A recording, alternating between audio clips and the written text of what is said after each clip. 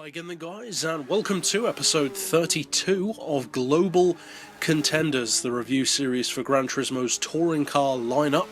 And in this particular pick we're featuring kind of a multi-purpose touring car, vehicle which can be used and is used by many players for more than just being a touring car. It's also a popular choice of drift car, and it's not difficult to see why, because the vehicle that this is based on, of course, is one of the most popular drift cars in the world, the Nissan S chassis. This is the S15 Silvia touring car. This is a fictional touring car, it's a full premium, and as far as basic spec and what you get for the money, it's a pretty good deal, because this car straight off the bat only costs 125 grand.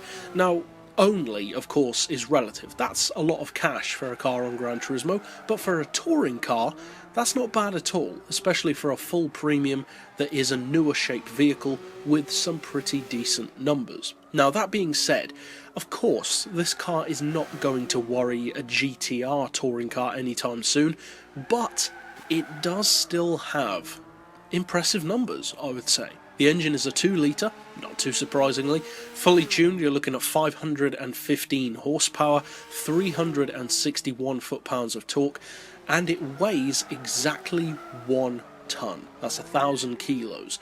And as such, the horsepower per tonne is very easy to work out, of course, because it's 515. As far as the fully tuned PP, it sits at 559, which, if you think about it, is actually very reasonable. 559 PP is not bad at all. Obviously, of course, it's not as powerful as some other touring cars. It's less powerful, for instance, than the Toyota Altezza, which is also a cheaper vehicle.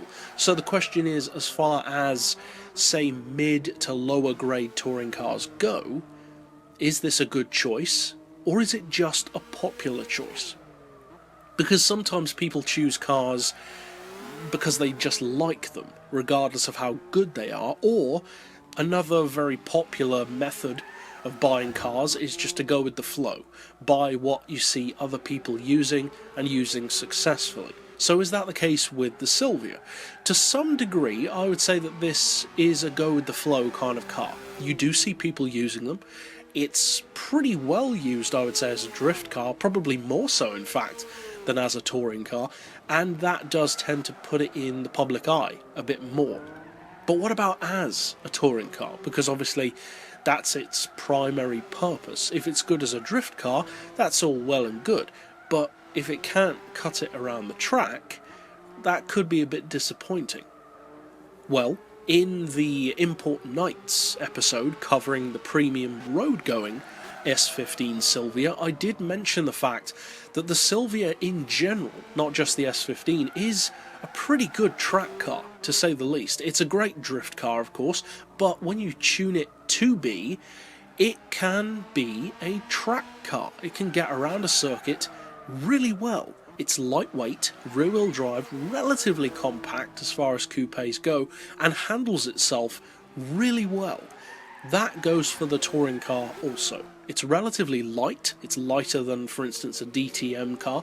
It's not overly powerful, but the power that it does have, it uses very well. And overall, the driving manners and the personality of this touring car are really good. It's an enjoyable vehicle to use, it's very, very beginner friendly, and the price means that for players that don't have as much money to be splashing around, it could be a good option. Being a full premium, of course, you get a fully detailed interior, it looks better from the outside. You can also repaint the car because it is a fictional touring car and most of those can be painted. And overall, it's just a good all-round vehicle.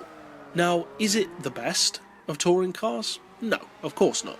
Is it the best of lower level touring cars? Not necessarily.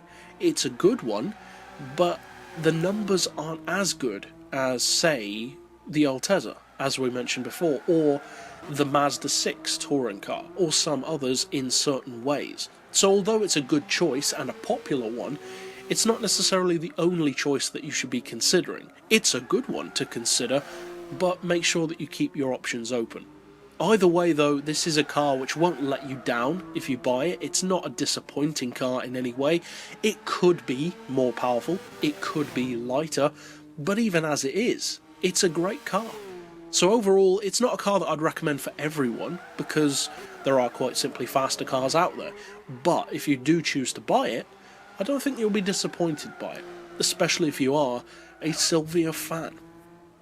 But overall, that's it for this particular review. It's a relatively simple one for this car. What you get is what you get. And so I'll see you guys next time. But for now, as always, thanks for watching.